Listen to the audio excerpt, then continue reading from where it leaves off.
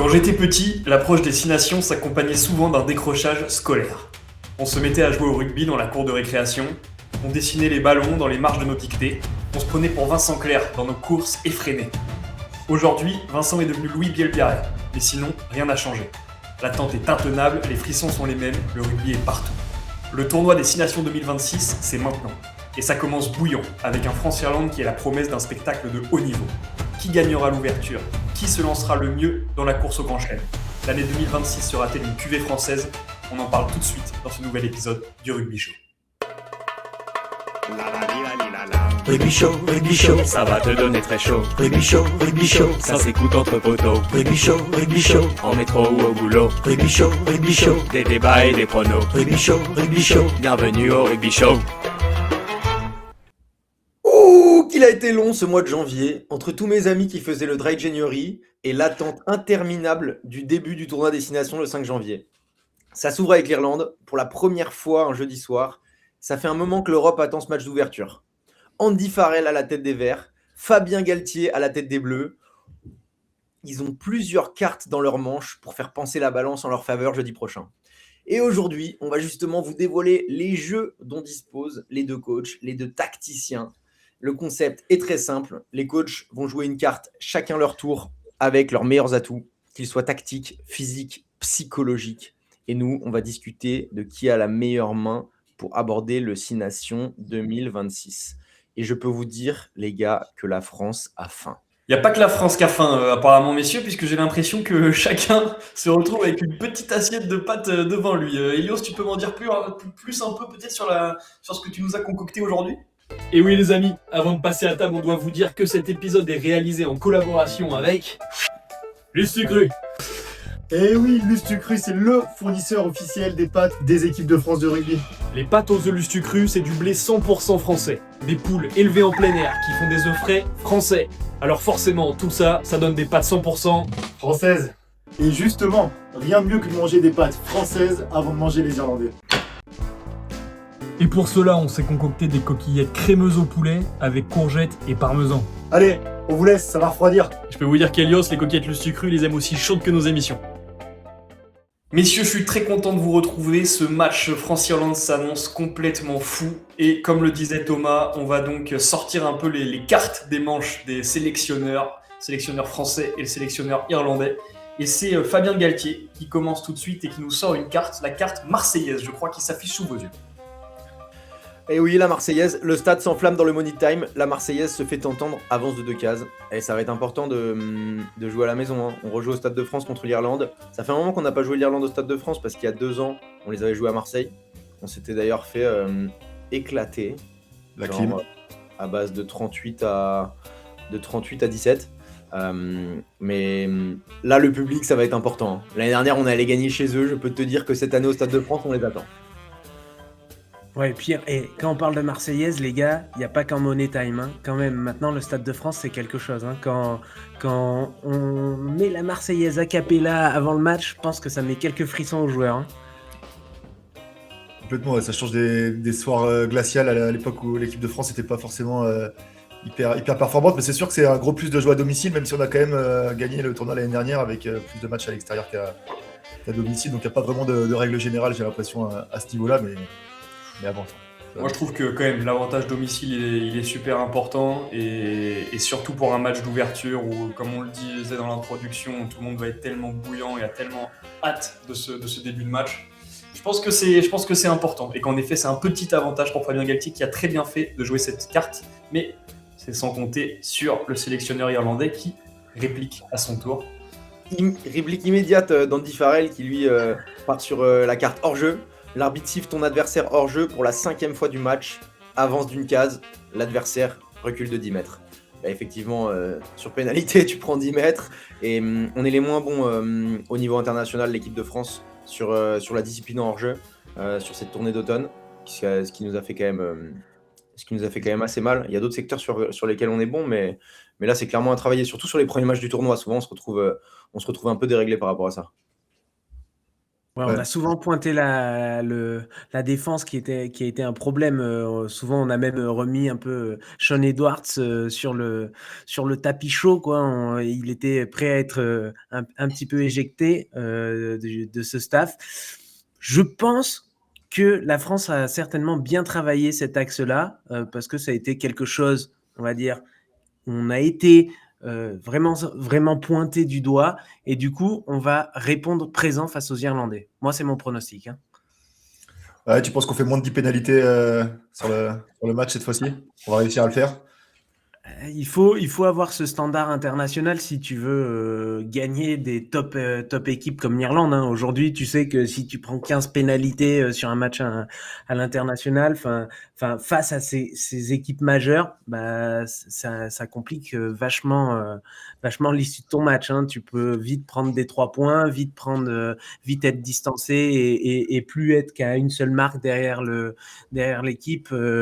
Donc Après, c'est important de la ça me discipline. dérange pas, ça me dérange pas qu'on soit pris sur des plaquages hauts et qu'on mette quelques petites cordes à linge, mais le hors-jeu, c'est quand même un truc facile à éviter. Tu vois, tu prends un mec Ouais. derrière le ruck, à chaque fois, c'est quand même con de se faire pénaliser autant sur ça, mais il y a un problème aussi, c'est que les arbitres en top 14, ils sifflent pas la même chose qu'à l'international. C'est ce que tu allais dire, Clément, je le sens. C'est absolument ce que j'allais dire. En fait, et je sais que Fabien Galtier, le stade de l'équipe de France, a demandé aux arbitres de top 14 d'être plus précis et plus durs aussi sur cette règle, parce que c'est hyper important en effet pour qu'au niveau international, bah, tu sois au niveau justement. Je pense qu'en effet, en France, on n'est pas assez sérieux là-dessus. D'ailleurs, quand vous regardez un match avec Elios, il crie hors-jeu toutes les 10 secondes, parce que ça le rend complètement fou. Donc c'est bien la preuve de ça. Après, j'ose espérer que, sachant que c'est un des plus grands points faibles de l'équipe de France, j'ose espérer que c'est un truc qui a été ultra travaillé et que là, à Marcoussis, il y a écrit hors-jeu sur tous les murs pour que ce soit dans le top of mind de tout le monde. Quoi. Ouais. Ouais, notamment Régis Montagne qui s'est fait prendre 2 fois intérieur Ouais. lors de la dernière tournée. Je crois qu'il a beaucoup travaillé. J'ai eu des échos à Clermont que ouais, en défense il est costaud là. Ouais, parce Ouais, que le hors-jeu, il y a aussi la dimension physique où tu as la flemme de te replacer quand tu es un peu fatigué, du coup tu fais pas ce petit effort. Et au final, ce ouais. petit effort que tu fais, c'est un investissement parce que quand tu prends 10 mètres après dans la gueule, c'est pas pareil. Ouais. Après, la Régis Montagne, son problème, c'est pas qu'il monte trop vite, hein, comme tu dis. C'est qu'il met trop de temps à se replacer. Hein, c'est pas... c'est pour des raisons différentes, d'ailleurs, pour le coup. Allez, je sens que Fabien a très envie Messieurs, de jouer. ouais, on va arrêter de parler d'hors-jeu et on va parler de jeu un peu, parce que je trouve que j'en ai Ouais. un peu marre de votre histoire. Fabien qui joue la carte patrouille, Thomas. La patrouille de France a du feu dans les jambes, avance de 3 cases. La patrouille de France, vous l'avez reconnu. Normalement, c'est le surnom de l'attaque de Bordeaux avec Jalibert, Moefana, Deporter, Bielbiarré.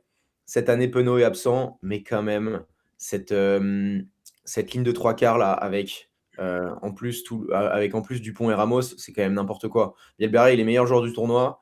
Il est encadré par en 10 le Jalib, ses centres en club. Et puis après, au cas où, tu as un petit Calvin Gourde pour en remettre une couche ou un Tissogbe, c'est extrêmement excitant. Ouais.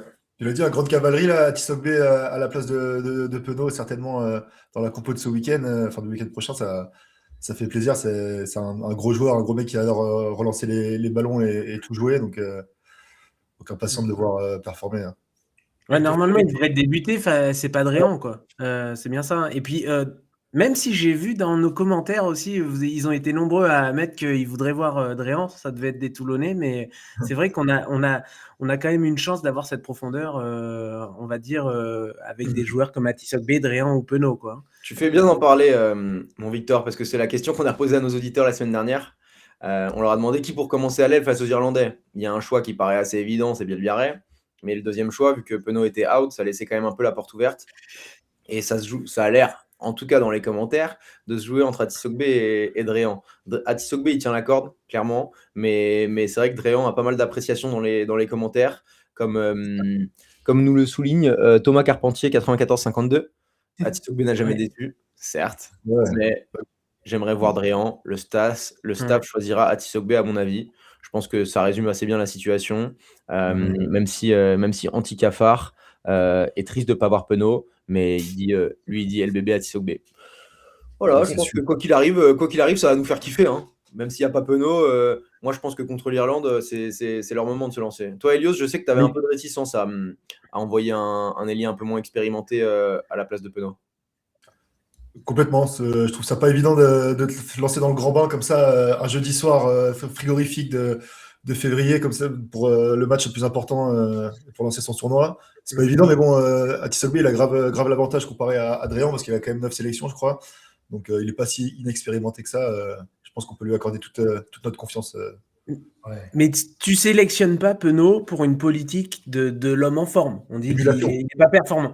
Et derrière tu as Atisogbe et Dréan. Atisogbe, il revient vraiment que de blessures. Donc, si ça a vraiment une vraie politique de l'homme en forme, pour moi, il devrait faire débuter Dréan qui marche sur l'eau en ce moment avec Toulon, quoi. La politique, c'est surtout de punir Penaud qui est flemmard sur les ballons hauts et qui a la flemme de chasser les coups de pied. Et finalement, Penaud sur les attaquants, si tu classes les 50 meilleurs ailiers du monde, en termes d'attaque, Penaud c'est peut-être le meilleur. Et en termes de chasse et de mettre la pression sur les ballons hauts, c'est peut-être le moins bon. Du coup, il faut quand même travailler ça. Et Atisogbe, Drian et autres, ils sont très bons sur ça. Pour résumer, messieurs, l'attaque du 15 de France a du feu dans les jambes, que ce soit un Penaud ou un Atisogbe. On est satisfait de la ligne des trois quarts qui, de toute façon, va bombarder. Et j'ai l'impression, messieurs, que le débat est tellement chaud que vous en oubliez de manger. Donc, je vous propose, si vous êtes d'accord, de manger une petite cuillère tous ensemble. Ça va vous faire du bien. Parce que je vois vos petites coquillettes qui sont en train de refroidir et ça me fait une peine monstrueuse. Donc, je vous propose que vous passiez un peu à table. Et en attendant, les Une session Irlandais... d'ASMR pour nos auditeurs. Excellent. En attendant, c'est toi qui cuisines, Elios, donc oui, tu peux être fier de toi. En attendant, je vous propose que l'Irlande sorte sa nouvelle carte. Et c'est la carte fraîcheur. La carte fraîcheur qui s'abat sur le plateau. Carte fraîcheur, les Irlandais jouent 20 matchs par saison et s'entraînent au Portugal depuis 2 semaines. Ah, ils sont au soleil, hein, les Irlandais. Ils n'ont pas envie de préparer le tournoi destination chez eux, ça se voit. Effectivement, les Irlandais, ils jouent beaucoup moins de matchs que nous. Elios, c'est un sujet qui t'énerve, ça, le calendrier, non? Ah, ça m'agace. L'URC, le championnat irlandais, il est arrêté depuis 2 semaines, je crois, alors que le top 14 continue de jouer des matchs. Donc, c'est un gros avantage pour nos collègues irlandais. Après, cette année, on n'a pas beaucoup de blessés. Nous, on est plutôt frais. Donc, je pense que l'argument de la fraîcheur, on va arrêter de s'en servir et de se cacher derrière. Et ça ne nous empêchera pas de dominer ces petits Irlandais, je pense. Moi, si je peux amener un petit peu mon point de vue, c'est faut aussi aller juger maintenant les deux gros clubs irlandais, Leinster et Munster, et voir à quel point ils performent en ce moment, parce que c'est quand même les deux gros fournisseurs de l'équipe d'Irlande, on va dire, c'est 80%, voire un peu plus des fournisseurs de l'équipe d'Irlande. Et quand tu vois le Leinster qui gagne péniblement et avec beaucoup de chance La Rochelle chez eux, ou le Munster qui perd chez lui contre Castres, je suis pas certain qu'ils sont incroyablement frais ou sur une dynamique ultra positive, les Irlandais. Je suis d'accord. Après, je crois que Fabien, il a une réponse à cette carte. Hein. Absolument. Ah. Fabien, une petite réponse à cette carte qui est la Il a carte. réponse à tout. Il a réponse à Ouh tout. là là. Fabien. Fabien, coup sur coup, il joue la carte Lyon. La carte Lyon. Carte Lyon, les joueurs adverses sont épuisés après la tournée des Lions, avance d'une case. C'est vrai que chaque fois que les mecs ils partent en tournée des Lions, donc les Lions, c'est la sélection britannique, irlandaise, qui part en tournée dans l'hémisphère sud chaque été, et ils jouent genre une dizaine de matchs, ce qui est quand même énorme pendant l'été, pendant que nous on en joue 3. Alors évidemment, tous les joueurs ne jouent pas tous les matchs, mais après, si on regarde les 20 dernières années, à chaque fois après la tournée des Lions, les mecs, ils n'ont pas bien performé au tournoi destination. Dans les années 2000, on a fait le Grand Chelem en 2002, 2010, et on a gagné en 2006. Et devinez qu'est-ce qu'il y avait l'année d'avant à chaque fois? La tournée des Lions. Devinez ce qu'il y avait avant le Grand Chelem 2022. En 2021, la tournée des Lions. Et en 2010, je préfère pas en parler, c'était une période sombre de l'histoire du 15 de France, donc on a oublié les statistiques. Mais j'ai fait cet exercice très dangereux que de regarder les chiffres. Ne vous en faites pas, je suis un professionnel. On va les rouler en termes de fraîcheur. La fraîcheur, elle est de notre côté. Surtout que nous, on n'a pas joué pendant... en tout cas, nous, les Toulousains et les Bordelais qui fournissent, eux, 75% du 15 titulaire ou même des 23 qui vont jouer contre l'Irlande, je pense, ils n'ont pas joué, en fait, la tournée. Et donc, ils ont eu quand même un véritable break. Non ? Ouais. Bon, après, la tournée des Lions, Thomas, c'était quoi? C'était en juillet-août, c'était quand même pas hier. Les mecs, ils sont quand même potentiellement récupérés. Et il n'y avait pas non plus tout le squad irlandais qui était dans l'équipe des Lions. À Donc, tous les meilleurs, en tout cas. tous les meilleurs, mais pas non plus la majorité de l'équipe. Il y en avait quoi? Peut-être 5 ou 6. Mais oui, c'est sûr que ça peut jouer. Ça peut jouer. Et ça peut aussi peut-être expliquer quelques absences. Il y en avait beaucoup plus que ça. C'était Andy Farrell, en plus, le sélectionneur des Lions. Donc, je peux te dire, il a pris la moitié de l'équipe. C'est leur préféré. D'ailleurs, Farrell, il en a marre et il sort du coup un peu de champ lexical de la guerre avec la carte bombardement, mon cher Thomas. Ouh, la carte bombardement. Un bombardement aérien, ça bat sur l'adversaire. Tu l'allumes de chandelle, avance de 3 cases. Tu penses, Victor, que ça va être la stratégie qu'ils vont adopter, les Irlandais, à nous allumer de chandelle pendant tout le match? Honnêtement, très clairement. Parce que ça a été quelque chose qui a été fait, par exemple, par les Sud-Africains. Ils ont vu qu'on a été très faible, en fait, sur ce système-là. Donc, comme c'est les derniers un peu matchs référence qu'a fait la France avec son équipe vraiment titulaire, ils risquent d'adopter un petit peu le même système. Je pense que derrière, et c'est là où tu voulais en venir, nous, on a essayé de régler un petit peu ça et sortir peut-être les joueurs qui sont pas très performants sur ce domaine-là. Et c'est là où Penaud, qui a fait, comme avait une stat que nous avait sorti en exclusivité Elios sur nos réseaux sociaux, un 0 sur 10 sur les 3 matchs lors de la tournée de novembre. Donc, ça va être on va dire un jeu risqué pour les Irlandais, mais aussi qui va s'appuyer un peu, vous vous rappelez, sur que les Irlandais, ils ont aussi un jeu gaélique qui est hyper aérien et qui joue à l'école depuis tout petit, et souvent on dit que c'est la meilleure nation sous ces ballons hauts. Ouais. T'as James Pio qui va probablement commencer à l'aile, qui lui pour le coup est hyper bon sous les ballons hauts, donc ça serait une bonne menace. Ouais. Je suis d'accord avec toi. Toi, Elios, ça te fait peur un peu ces bombardements? Tu penses qu'on a les armes pour y répondre ou pas? Les armes pour y répondre, totalement. Dupont, c'est le roi. Il a développé un nouveau coup de pied. Je sais pas si vous avez déjà vu des vidéos. Il envoie des espèces de briques, des feuilles flottantes, un peu dégueulasses que même Malia, Kinghorn et tout ça, à l'entraînement du Stade Toulousain, ils n'arrivent pas à rattraper. Donc nous aussi, on va les bombarder. On va leur rendre la monnaie de la pièce, hein, t'inquiète. Hein. Je suis d'accord avec toi. Et d'ailleurs, Fabien en profite pour sortir sa carte confiance, pour rassurer un peu les équipes après cette bataille d'ogive. Fabien, il veut nous rassurer. Tu es champion en titre, et ça, c'est pas donné à tout le monde. Avance de 3 cases. Ça, je peux te dire que quand tu arrives champion en titre, ça peut faire du bien. Après, est-ce que c'est pas ce statut d'outsider l'année dernière qui nous a permis d'aller gagner à Dublin, Elios? Je pense que nous, notre statut d'outsider, ça nous fait du bien. Eux, les Britanniques, qui sont pas forcément latins, c'est peut-être pas une position qui les met beaucoup en sécurité, surtout qu'ils ont fini 3e l'année dernière, ils se sont fait peur un peu sur plusieurs matchs, donc ils sont pas du tout dans une spirale positive, nos collègues irlandais. Après, on a la confiance encore plus de les avoir battus l'année dernière. Donc en plus d'avoir gagné le tournoi, ça fait du bien d'avoir gagné la dernière confrontation, Victor.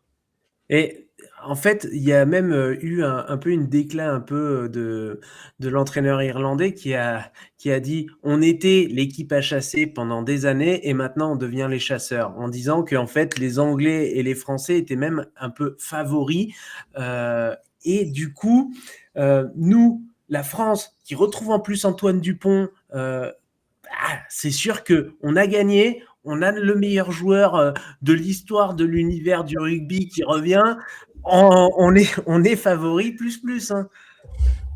Ouais, on est favori. Et Thomas, tu parles de confiance. Moi, je vais te parler d'un gros manque de confiance. Tu as Murray, 28 sélections, le numéro 9 de l'Irlande, qui a déclaré cette semaine qu'il ne voyait absolument pas son équipe gagner, que ça lui faisait mal de dire ça parce qu'il vient de quitter le vestiaire irlandais, mais quand même l'ex-capitaine de l'Irlande te dit ça, ça envoie pas. Ouais, mais ça rentre dans nos têtes, ça. Nous, avec nos égos un peu surdimensionnés de français, ça peut nous faire du bien et on peut lever le pied sur la prépa. Donc, moi, je pense que ces déclats, faut pas trop s'en nourrir parce que ça nous fait pas du bien, nous, au latin, justement, comme tu disais, Lio. T'as raison.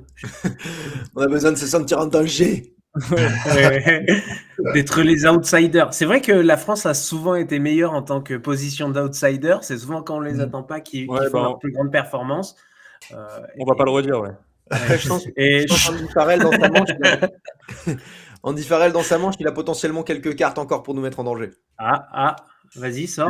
Qu'est-ce qu'il a Alors, Pause, messieurs, Ouais. qu'on coupera au montage. Excusez-nous du peu, il y a eu une attaque sur les coquillettes là. Bah d'ailleurs, Victor est pas arrêté et on va vous épargner ça pour pas vous faire de la SMR coquillette pendant tout l'épisode.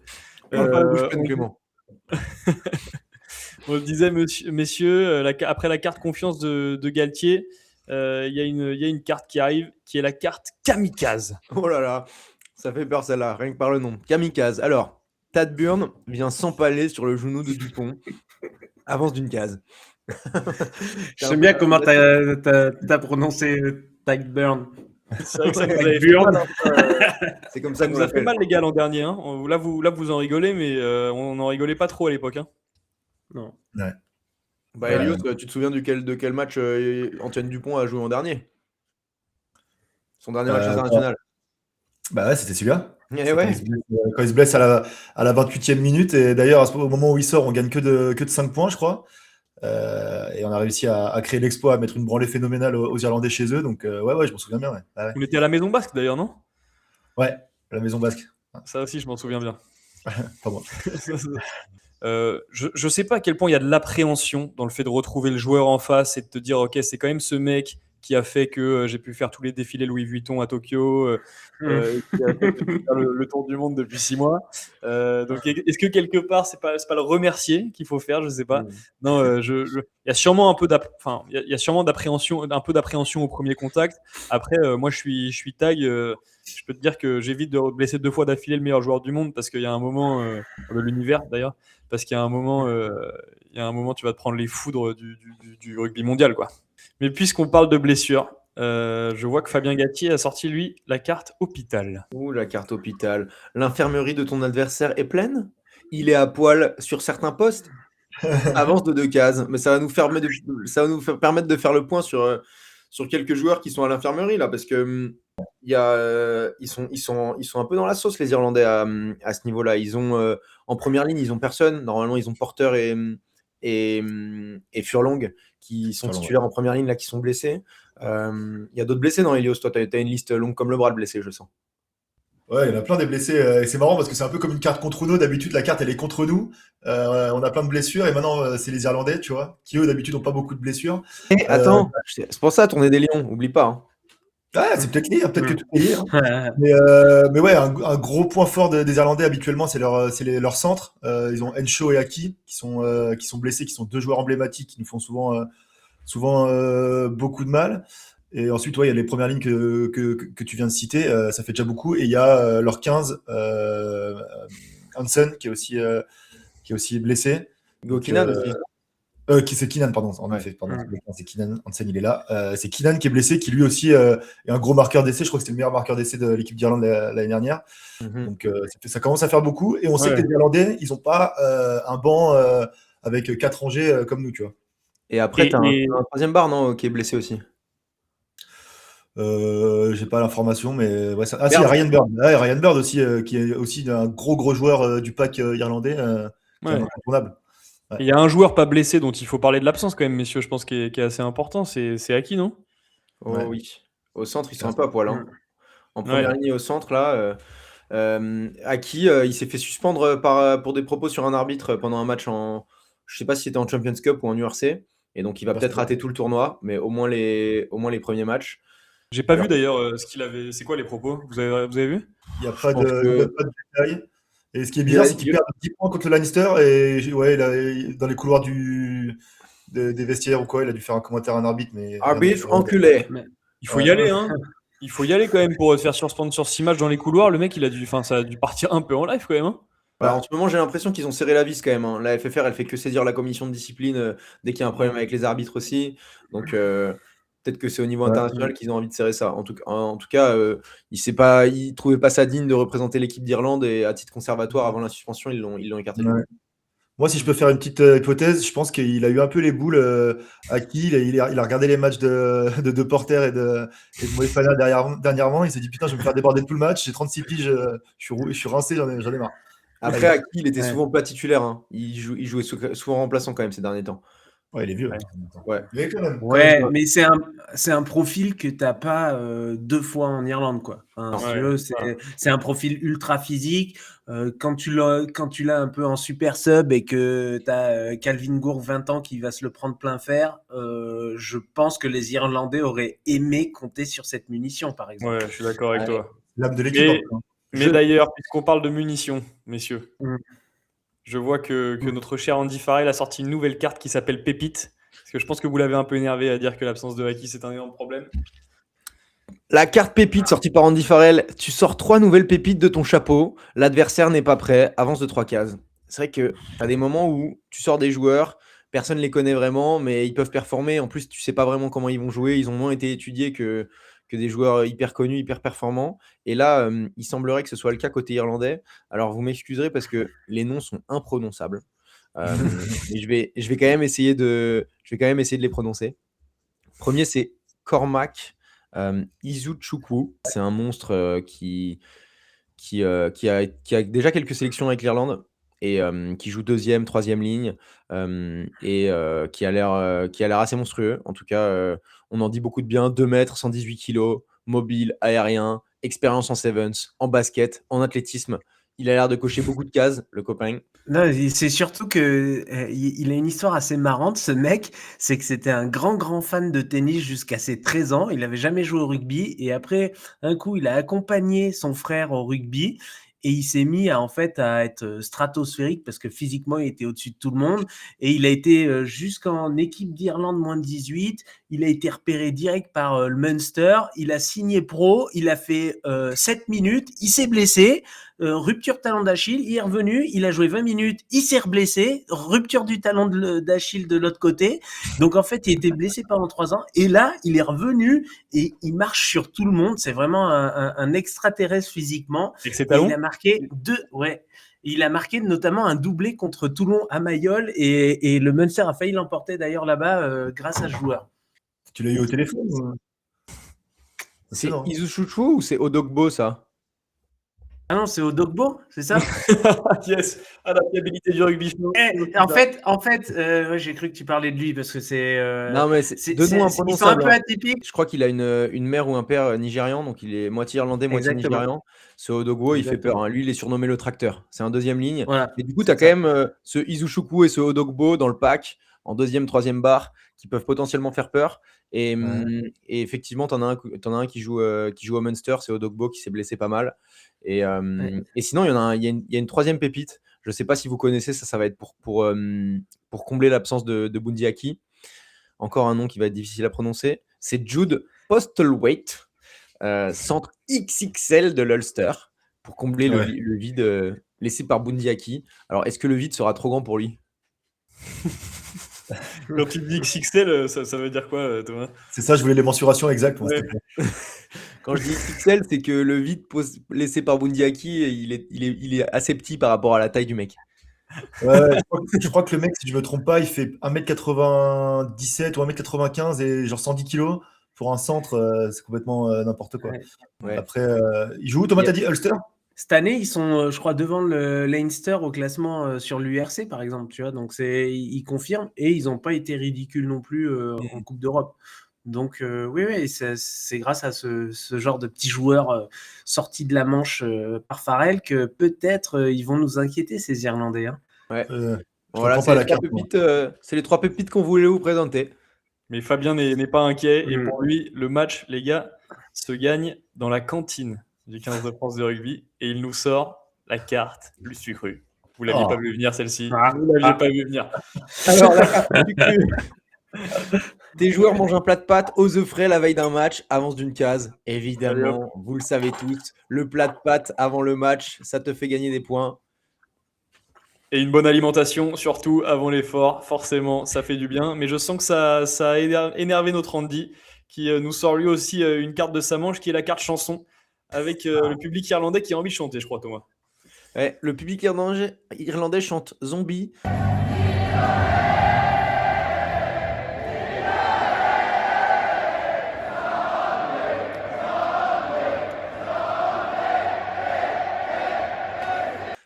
Mais ils sont seulement 5 dans le stade. Bouge pas, ça change rien. Ça ne change rien. Ça ne change rien. Ouais. Et- Messieurs, on est arrivé à bout des cases, des cartes irlandaises, mais il y a une carte qui va sortir du chapeau de notre cher Fabien Galtier. Ah, il en reste Hop une là, vous Ah, la voyez, c'est la carte Chauvin. La carte Chauvin, je l'aime beaucoup. Moi. La carte Chauvin, les chroniqueurs pensent que tu vas gagner, avance de 25 cases. Hop là, c'est gagné. Fabien Galtier, bravo, super jeu. Ah, mais là, il gagne de combien de points là? Bah, je sais pas, 25 Assez. leçons, quoi. Tu mets bien. Il gagne d'assez. Vous pensez vraiment qu'on va gagner tranquille? Vous êtes serein là? Elios, toi qui es de nature pessimiste. Ouais, moi je suis souvent très pessimiste, je crois à pas grand-chose, j'aime bien me protéger en cas de déception. Après, il y a quelques défaites un peu douloureuses, on parlait de la défaite en Irlande, et là je le sens bien. On n'a pas de blessés, on a eu 2 semaines pour se préparer, on l'a évoqué, eux ils ont des blessés, ils sont pas forcément dans une grande forme, je pense que tous les éléments sont de notre côté. C'est l'occasion de te demander peut-être un petit prono de score, Elios, comme ça, à la volée, sans précision. Hein. Je veux pas que ça parte dans un tunnel de Victor qui nous explique pourquoi est-ce qu'on va Ouais. gagner 45-10. Moi, j'ai envie de te dire, moi, mon prono c'est le même score que l'année dernière, mais du coup dans l'autre sens parce qu'on joue à domicile. Exactement pareil. C'est-à-dire, tu peux me le redire? Le score exact, c'était, si je ne m'abuse, c'était 42-20. 42-27. Non, 42-20, 42-20, on va pas prendre un faux. 42-20. 42-20. Victor? Moi, il a été jusqu'à la case 11, après il a pris 25, donc il y aura 36. Farrell, il est sur la case 10, il y aura 36-10. J'adore. Et Thomas? Moi, je veux annoncer un bonus offensif de la France, déjà. Et pas de bonus défensif pour l'Irlande. Je pense que l'Irlande peut prendre le bonus offensif contre nous quand même. Parce que je vois un match ouvert où on est très très bon en attaque et on est juste bon en défense. C'est bon en défense. Et en plus, on est arrogant. Ouais. Parce qu'on se permet de ne même pas sélectionner Aldrit, Ficou et Penaud. Ouais. C'est- Je vous ai posé la question du score exact, messieurs, parce que c'est la question de la semaine qu'on va poser à nos auditeurs.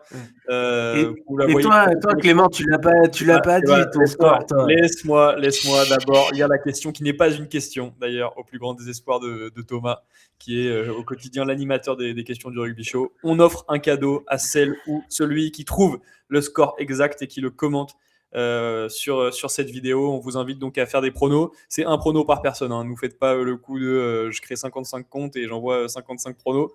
Il y aura demande de carte d'identité à l'appui. On vous offre un cadeau et attention, hein, c'est un cadeau rugbystique qui s'annonce intéressant. Et moi, pour conclure sur le score, je suis assez d'accord avec Victor. J'ai bien aimé l'analogie au jeu, là, le 36. Je crois que tu as dit 36-11, Victor. 10. 10. Ça me parle pas mal. Ça veut dire 2 essais non transformés pour l'Irlande. En plus, ça me parle beaucoup.